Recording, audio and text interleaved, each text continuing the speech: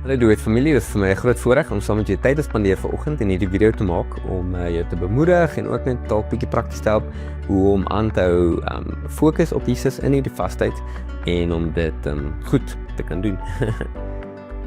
So begin vir ons met Job 23 vers 12 wat sê, I have not departed from the commandment of his lips. I have treasured the words of his mouth more than my portion of food. En so Job sê vir ons dat dit gaan daaroor om God se woord en die woord van sy mond uit te treasure meer as die kos wat jy opgee.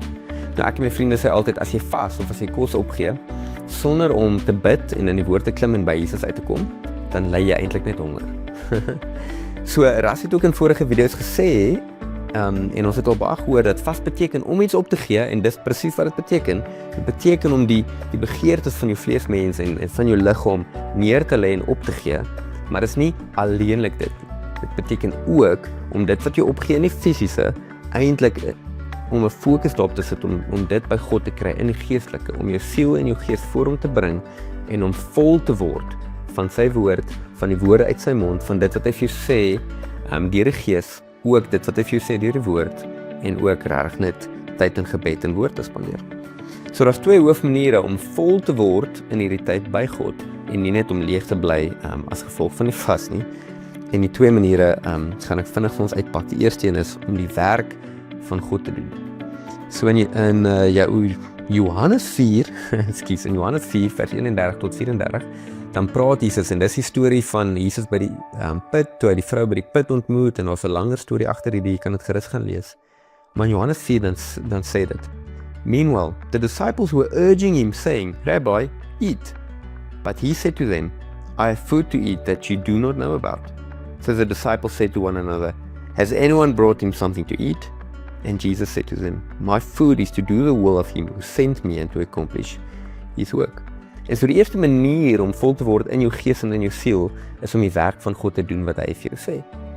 So prakties vir ons beteken dit om vandag, en ek nooi jou uit om dit te doen, om 'n oomblik te vat vandag, en net jou oë na hom toe te draai, net in gebed te sê, Here, wat is daar op u hart vir my vandag, om te doen, om te accomplish? Is dit miskien om vir iemand te gaan kos koop? Is dit miskien om iemand finansiëel te ondersteun vandag of in hierdie tyd? Is dit miskien om te gaan en bid vir iemand op 'n plek? Is dit miskien om vandag net die waar ek is in te tree vir iemand? Maar wat is daai werk, Here? Wat is daai werk wat u vandag van my vra? Wat is die werk van my Vader vandag wat ek kan accomplish? Want dit sal my volmaak en my sustain in hierdie tyd. Die tweede manier om vol te word in jou gees en in jou siel in hierdie tyd is om die woord te eet en dit te verteer en om daarop te mediteer in gebed. So in Matteus 4 dan sê Jesus, en hier is na Jesus se 40 dae vas en toe hy in die woestyn is en toe hy versoek word deur die vyand en dan sê Jesus in Matteus 4 vers 4, It is written, Man shall not live by bread alone, but by every word that comes from the mouth of God. So Jesus sê presies dieselfde as wat Job gesê het. Dit gaan nie net oor om iets op te gee nie, dit gaan daaroor, maar dit gaan dan ook om die woord van God uit sy mond uit te ontvang.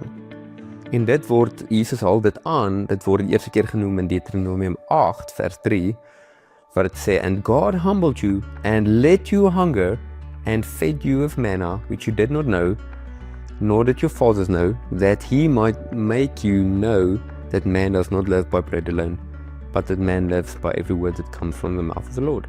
So God het die Israeliete laat honger kry, sodat hy hulle kan voed met manna, dat hulle kan besef, dat het gaan nie oor hulle eie vermoë om net na hulle liggame om te sien en kos te kry nie, maar volheid van lewe en lewe saam met Jesus en in verhouding met God, gaan daaroor om in afhanklikheid jou fokus na hom toe te draai en vol te word van dit wat hy elke dag vir jou gee en voorsien. Soos wat hy fisiese manna voorsien het vir die Israeliete, so wil hy in die gees, geestelike manna, wil hy vir ons woord gee elke dag, wat ons sal volmaak en wat ons sal sustain. Nou baie keer in 'n vastyd, dan dink ek, ons gaan aan soos gewoonlik en dis amper asof ons, soos hierdie suigstokkie net vinnig lek, maar dit gaan jou nie volmaak nie. Ek dink ons gaan baie keer met die woord om soos 'n suigstokkie net vinnig lek om, maar dit maak ons nie vol nie. So prakties hoe dit lyk om kos in te neem en dit te verteer, beteken om happies te vat en om dit te kou en laat dit deel word van jou en dit in te sluk. En die manier hoe ons dit doen is deur te mediteer op die skrif. Nou om te mediteer op die skrif, ek gaan net so 2 verse vir ons vat en dan gaan ons mediteer hierop. Maar prakties hoe dit lyk is, jy vat 'n stuk en ek wil jou uitnooi om te doen in die tyd iets soos Johannes 15, iets soos Psalm 16, om 'n stuk te vat en vers vir vers deur dit te gaan, om 'n paar keer oor 'n vers te lees en dit in te neem en dit te oordink en te vra, maar wat beteken dit vir my en wat wys dit vir my van God? So ek gaan vir ons 'n voorbeeld doen net uit Psalm 16. So ek nooi jou uit om of gou te pause in jou Bybel te kry en oop te maak by Psalm 16 vers 1 en 2, of net om jou oë toe te maak en saam met my net te ponder op hierdie skrif. Dan gaan ek dit vir ons lees en gou dat ons mediteer daarop net voor ons klaar maak. Psalm 16 vers 1. Preserve me, O God, for in you I take refuge. Preserve me, O God, for in you I take refuge. Ja, Here, dankie dat ek in U kan skuilings vind. Nie in iets anders nie. Kom wys my, Here, wat is daar miskien waarin ek baie keer skuilings probeer vind. Miskien is dit hierdie, miskien is dit daai vir jou. Vat 'n oomblik en mediteer hierop. Hoe lyk dit? Waarin vind ek baie keer skuilings in plaas van die Here? En dankie dat ek daai vir U kan oorgee en kan sê daai is miskien goeie goed, maar ek wil in U primêr refuge en skuilings vind. I say to the Lord, You are my Lord. Apart from you I have no good.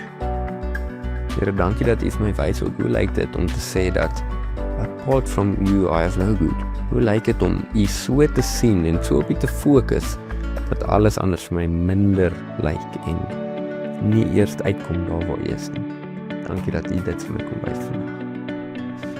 En so ek nooi jou uit om, hierdie was so kort, want ons videoetjie kan net so kort wees, maar ek nooi jou uit om dit te doen vandag. Vat miskien die hele Psalm, vat miskien Johannes 15, en gaan vers vir vers deur dit. En vat 'n oomblik om te fokus op elke vers, en op te ponder, en dit eintlik maar te kou, voor jy dit insluk. Nie net soos 'n vegstokkie af te lek en aan te gaan nie. Mag hierdie jou seën, mag hierdie vastheid vir jou amazing wees verder. Bless you.